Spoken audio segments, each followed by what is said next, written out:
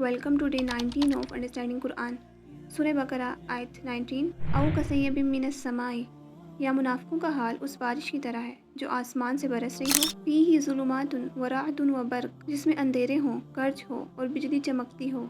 यजअलूना असाबिअहुम फी अज़ानिहिम, वो अपनी उंगलियां अपने कानों में ठूंस लेते हैं। मिनस सवाई की हज़र अल मौत, कड़क की वजह से, मौत के डर से। वल्लाहु मुहीतुम बिल काफिरीन, और अल्लाह काफिरों को घेरे हुए है। अमल में मुनाफ़िक़त को बताया जा रहा है इस आयत में। कसय्यब बोलते हैं ज़ोरदार बारिश को। यहाँ पर तेज़ बारिश से मुराद इस्लाम के वो अहकामात हैं जो मदीना आने के बाद एक आने लगे थे। हदीस में आता है, नबी पाक सल्लल्लाहु अलैहि वसल्लम ने फरमाया, अल्लाह ने जिस चीज़ के साथ मुझे भेजा है हिदायत और इल्म में से, इसकी मिसाल बारिश की तरह है। बारिश एक अल्लाह ताला की बहुत बड़ी नेमत है। तेज़ बारिश तब आती है जब बादल ज़्यादा हो। अगर बादल ज़्यादा हो तो डार्कनेस भी होती है और ऐसे मौसम को देखकर एक घुटन सी महसूस होती है।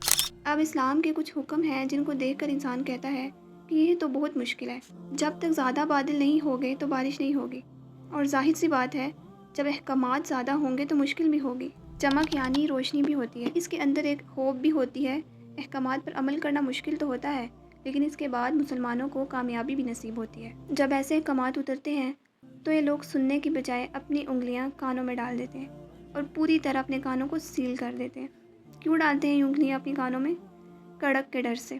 यहाँ पर कड़क से मुराद कुरान के सख्त रिमाइंडर्स और डराने वाली आयात हैं कि खबरदार रहो, अगर ये काम किया तो पकड़े जाओगे। और वो आयात जिनमें इन मुनाफिकों का हाल खोल खोल कर बयान किया गया है, इनको मुकम्मल तौर पर एक्सपोज कर दिया गया है, और ऐसे हुक्म जिन पर अमल करना इन्हें बहुत मुश्किल लगता है सब बता दिया गया है।